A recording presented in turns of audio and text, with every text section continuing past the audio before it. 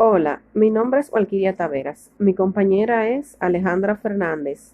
Somos estudiantes de psicología y vamos a compartirles una breve exposición para la profe Ana Martínez. En esta vamos a compartir algunos temas de la psicopatología del pensamiento, dentro de los que destacan los trastornos formales o discurso del pensamiento, los trastornos del contenido del pensamiento o delirios, comunicación desviada, delirios de trastornos mentales, entre otros. Los trastornos formales o del curso del pensamiento no son más que trastornos del razonamiento y suponen deficiencia en la inferencia deductiva, en la inductiva y en la solución de problemas. No es de extrañar que los trastornos formales del pensamiento estén asociados con los trastornos del discurso o el habla desorganizada. Es por ello que si queremos estudiar estos trastornos, debemos partir del lenguaje que expresa el sujeto en condición de diálogo o de monólogo, así también como la modalidad oral o escrita. Para esos trastornos del pensamiento, el lenguaje y la comunicación, Andreasson formuló una tabla o una escala. Esta es utilizada para evaluar el discurso individual durante una entrevista clínica. En esta tabla o en esta escala encontramos la proeza del habla. Es llamada habla lacónica y aquí el discurso está basado en respuestas monosilábicas. Es una manifestación de la disminución del ritmo del pensamiento. Tenemos la pobreza del contenido del habla. A esta se le llama habla vacía. Aquí el paciente da respuestas con mayor duración de lo normal. Sin embargo, no proporciona ningún tipo de información, no comunica nada porque su discurso es repetitivo, es vago y hasta estereotipado. Tenemos la presión del habla. A esta se le llama legorrea o habla apresurada. Aquí lo que hay es un incremento anormalmente elevado en la cantidad de habla espontánea. Entonces, el sujeto, al dar ese tipo de discurso, lo que hace es que da oraciones incompletas por la ansiedad de empezar con otra nueva. Entonces, es rápido y resulta muy difícil de entenderlo. Tenemos el discurso divergente. A este se le llama habla distraída. La tangencialidad es cuando se le realiza una pregunta a ese individuo y responde oblicuamente o sus respuestas son irrelevantes. Tenemos el descarrilamiento. A este se le llama fuga de ideas o pérdida de asociaciones. El paciente verbaliza las ideas que se escabullen unas de otras. Es decir, las ideas se justaponen de forma brusca con una falta de conexión entre esas mismas frases. Entonces, eso convierte el discurso en algo incomprensible. Tenemos la incoherencia.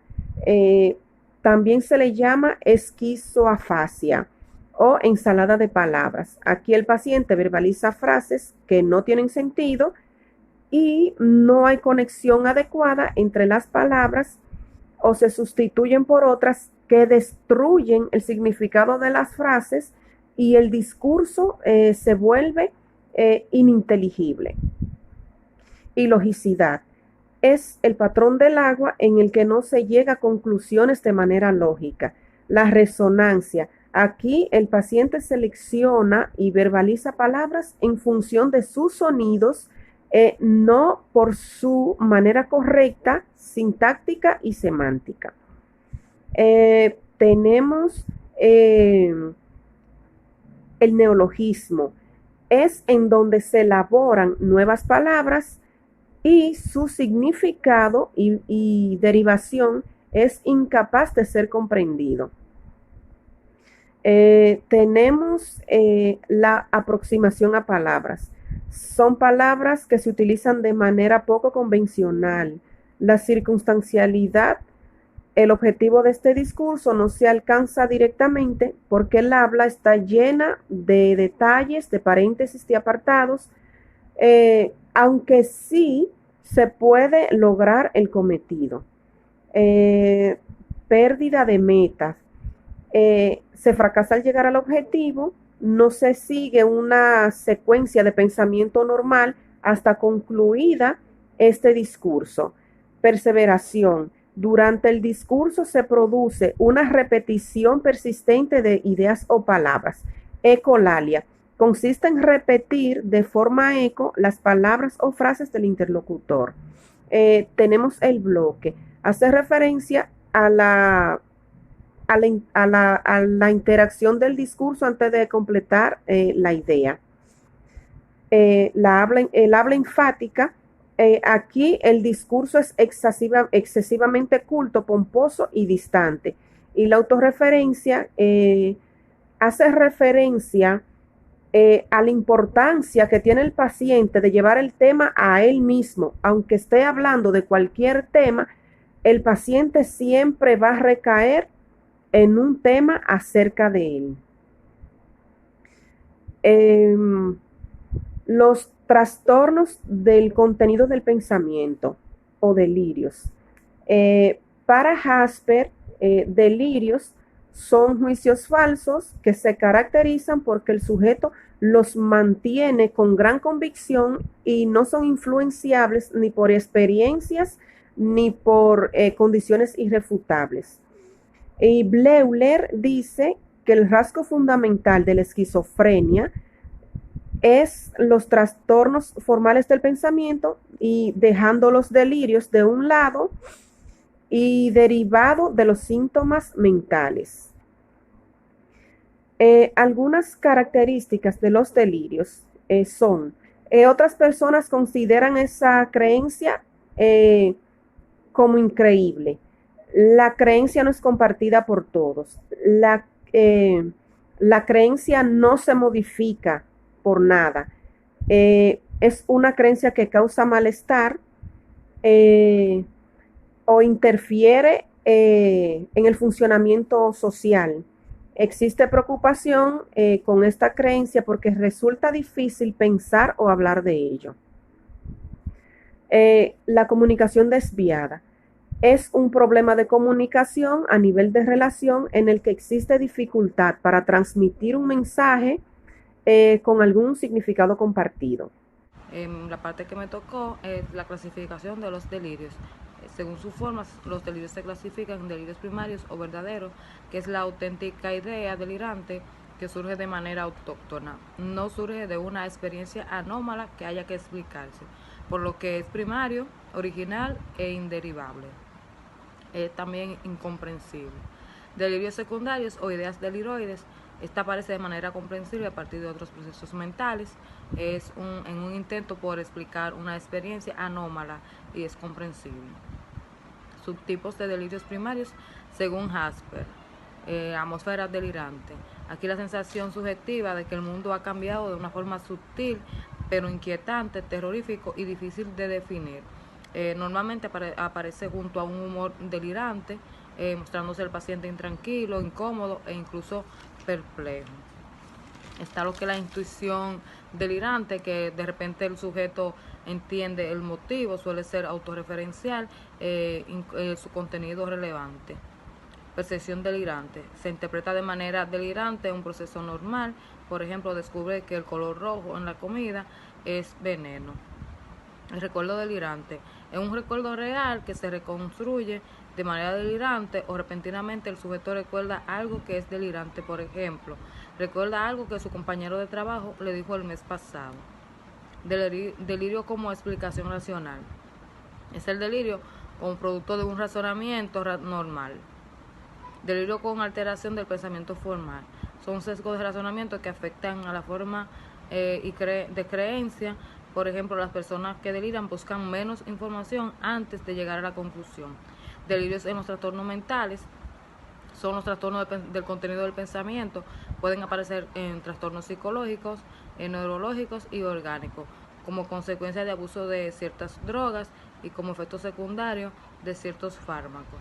El contenido suele ser diferente en unos trastornos que en otros. Los más frecuentes son la esquizofrenia, aquí se encuentra el amor, grandeza, influencia, persecución. El trastorno delirante, persecución y referencia. En la depresión, culpa, persecución, pobreza. En la manía, grandeza, influencia y persecución. Teorías explicativas de los delirios. La postura freudiana es una proyección con un mecanismo de defensa que sustenta el delirio. Es una atribución también a otros de los sentimientos que son inaceptables para uno mismo.